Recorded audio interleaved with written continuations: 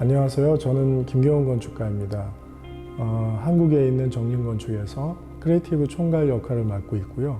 현재 JPA의 리딩을 맡고 있습니다.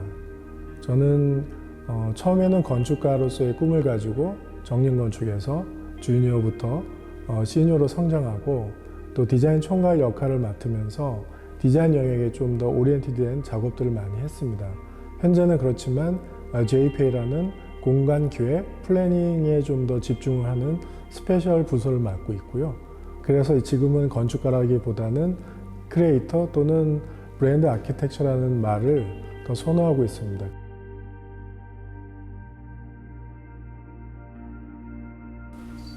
JPA를 소개하기 전에 먼저 JPA 출발점인 정림건축에 대해서 소개를 드리겠습니다. 정림건축은 대한민국에 있는 건축 설계회사이고요. 1967년도에 설립이 돼서 지금 57년을 지나가고 있는 디자인 펌입니다. 어떻게 보면은 한국의 건축 역사와도 함께했다고 해도 과언이 아닐 수 있고, 또 어떻게 보면 대한민국 건축계의 리딩 컴퍼니로서의 역할을 담당하고 있다고 생각을 합니다. 그만큼 어깨도 무겁고 또 책임감도 많이 강한 그런 회사가 되겠죠. 이 정림건축에서 작년에 56년이 되는 해에 많은 고민들을 하다가 처음으로 만든 CIC가 바로 JPA입니다. CIC는 이런 대형 기업에서 어떤 결정 체계라든가 이런 것들을 유연하게 하고 또 그 안에서 할 수 있는 역할들을 조금 더 유니크하고 유연하게 만들기 위해서는 사내 어떤 독립기업 형태로 운영하는 그런 기업입니다. JPA가 하는 일은 그동안에 예전의 건축이 어떤 공간 기반에 대해서 설계라든가 디자인 관점에서의 영역을 심화하고 발전시켰다면, 이제는 공간 트렌드가 바뀌고 있고 또 어떻게 보면은 다양한 영역에서 공간에 대한 거버넌스들이 형성이 되고 있습니다. 이런 관점에서 보면 앞으로 건축 설계와 디자인 영역에 있는 것이 어떻게 보면 한계라고 볼 수도 있고요.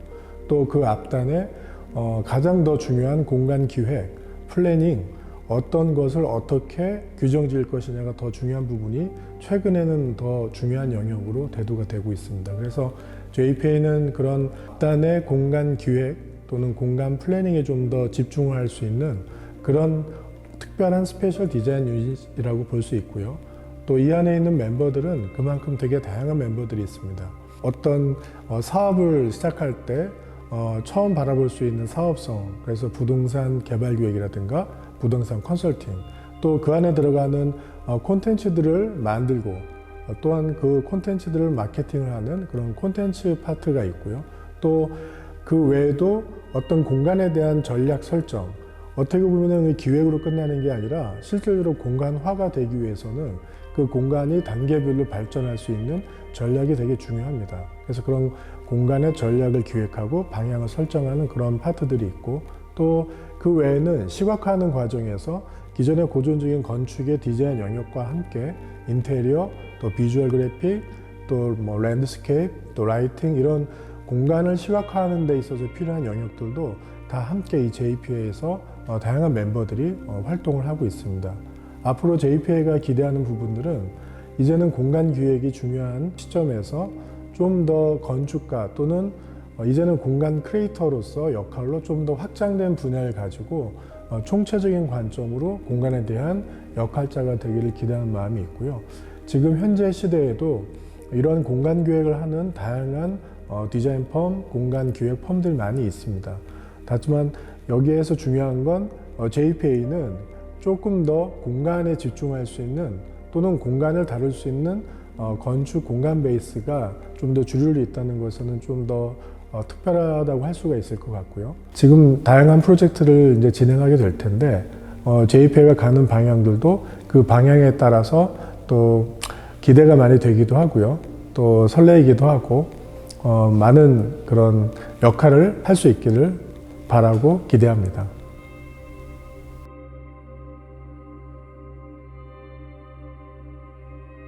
스텔시에 리딩하고 있는 심상훈 대표님과는 사실 이전부터 알고 있는 그런 사이였습니다.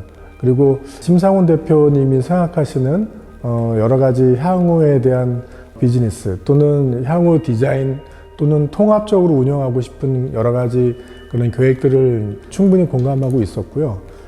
하지만 저희들은 이제 아무래도 디자인 영역 쪽에 있다 보니까 좀 같이 이렇게 콜라보 작업할 수 있는 부분이 있었으면 하는 바람을 가지고 있었죠. 하지만 이제 이렇게 쉽게 이루어지는 않고 있다가 지난해에 스텔시에서 메타버스와 NFT를 결합한 라이프스타일 플랫폼이라고 하는 프로젝트를 우연하게 듣게 되었습니다. 그리고 그때 이제 많은 이야기를 나누면서 JP에서도 좀 뭔가 같이 할 수 있는 일이 있지 않을까라는 기대감을 가지고 여러 번의 이제 커뮤니케이션을 통해서 이번에 어떤 프로젝트를 통해서 참여할 수 있게 됐습니다.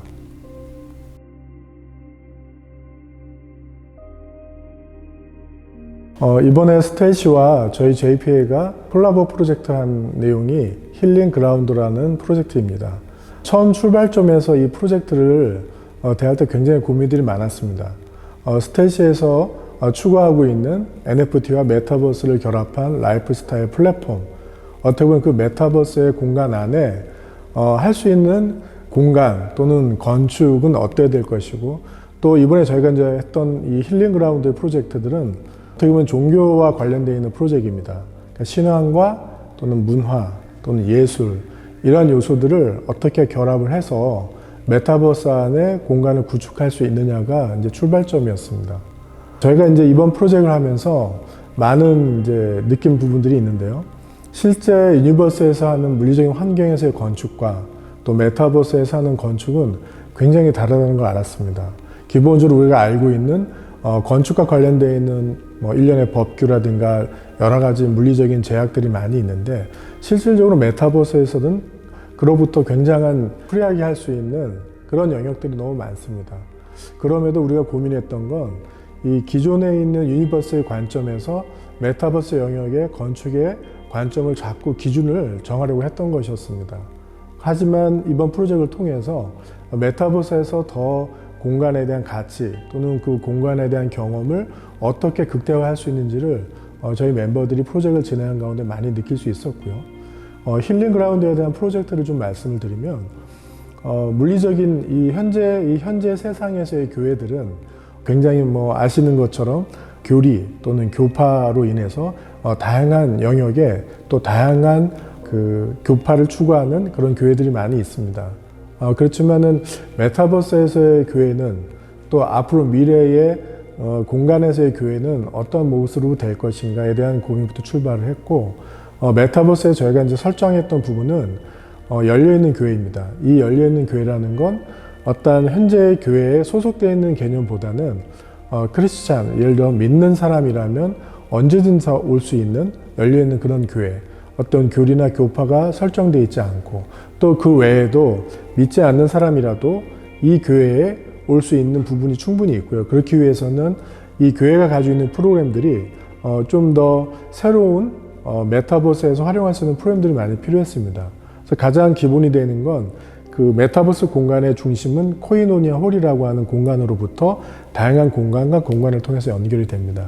이 코이노니아 홀은 어떻게 보면은 믿는 크리스찬들이 교제하는 공간이라고 볼 수 있는데요. 하나의 시작점이 될 수도 있고, 이 안에서 많은 커뮤니케이션이 일어날 수 있기를 기대하는 바람으로 그런 공간에 대한 계획을 하였습니다.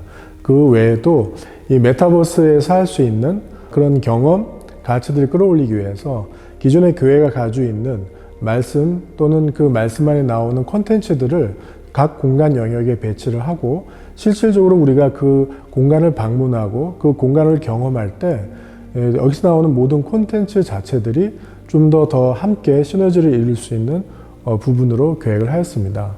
어떻게 보면 저희들도 이 프로젝트를 진행을 하면서 많이 좀 궁금하기도 되고 어려웠던 부분들은 첫 번째 콘텐츠 영역이었습니다. 콘텐츠는 실제적인 건축에서는 공간을 구분할 때 바깥의 공간과 안의 공간이 있죠. 근데 안의 공간을 이야기할 때 보면 물리적인 마감, 그러니까 어떻게 보면 재료 이런 것들로 인해서 공간의 영역의 구분을 짓습니다. 그런데 이제 메타버스에서는 다양한 콘텐츠가 공간의 경계를 설정할 수도 있는 것이죠. 거기에 다양한 그 콘텐츠의 영역과 영역 사이에 공간을 규정하는 일들이 굉장히 좀 새롭기도 하고 어려웠던 부분들이 있고요. 또 어떤 물리적인 개념이 아니기 때문에 좀 더 상상의 나래를 펼칠 수 있는 그런 공간을 기대했고, 어떻게 보면 저희가 나중에 힐링 그라운드 프로젝트를 보시면 땅 속에 있는 지하 공간들을 최대한 극대화해서 활용을 하면서 실질적인 메타버스 안에서도 빛, 공간, 그 다음에 사람이 느낄 수 있는 오감의 어떤 형태와 부분들을 잘 같이 공간 안에 녹여낼 수 있도록 하는 것이 가장 중요한, 또는 이 프로젝트를 잘 감상하실 수 있는 그런 내용이라고 생각을 합니다.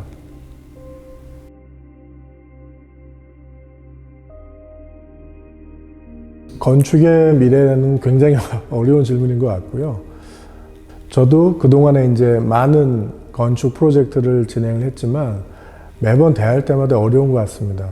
그 건축의 깊이, 또는 그 공간의 깊이, 그 안에 있는 어떤 컨셉이나 개념, 또 그 공간을 이용하는 결국에는 사람이죠. 이 사람들에 대한 라이프 스타일, 변해가는 그런 문화, 그 안에 커뮤니케이션을 어떻게 이 공간에 담아서 어떻게 보면은 그 공간이 각각의 어떤 그 사람들을 더 만들어간다는 느낌이 될까요? 그런 부분을 봤을 때는 매번 프로젝트들이 많이 어려웠고요. 그런 관점에서 보면 처음에 JP의 소개를 드릴 때 말씀드린 것처럼 이 공간이라는 자체가 이제 경계가 흐려지고 있습니다. 물리적인 공간만 이야기하는 건 아니고요. 우리가 지금 이야기하고 있는 메타버스에서의 공간도 그렇고, 이 공간의 경계가 흐려진다는 것은 물리적인 느낌이 아니라 이제는 생각, 경험, 가치, 이런 어떻게 보면은 정량적인 것보다는 정성적인 관점의 공간에 경계가 흐려지고 있다는 것이죠. 근데 그것을 어떻게 결국에 환경 안에서 담느냐가 이제는 건축, 또는 더 나아가서 공간에 가질 수 있는 역할이자, 또는 포괄적인 관점이라고 생각을 합니다. 어떻게 보면 이제는 그 공간 안에 건축가가 아니더라도 다양한 디자이너, 또는 다양한 크리에이터들이 이 공간을 다양한 방식과 다양한 형식으로 만들 것이라고 생각을 하고 있고요. 어떻게 보면 이제는 그 전문가들이 하나의 분야에서의 어떤 전문의 영역을 이루어간다기보다는 이제는 그 공간 안에서 다양한 전문가들이 모여서 같이 공간에 대한 영역들을 만들어가는 게 이제는 앞으로의 건축, 또는 앞으로의 공간, 또는 앞으로의 큰 흐름의 변화라고 생각을 할 수 있습니다. 또 저는 앞으로는 기대하는 건 조금은 더 이 공간이라는 인식이 좀 더 대중화가 됐으면 좋겠습니다. 이 대중성을 가지고 있다는 것은 그만큼 공간, 또는 이런 건축, 이런 부분에 대한 어떤 장벽을 조금 낮출 수 있는 부분이 될 수 있고요. 이렇게 된다면 모든 사람들이 공간에 대한 이해도, 또는 공간에 대한 궁금증을 조금 더 해결할 수 있고, 그렇게 된다면 아무래도 우리가 앞으로 살아가는 미래에 대한 공간의 미래는 훨씬 더 밝아지지 않을까, 이런 생각을 하고 있습니다. Welcome to Stealth. Hola.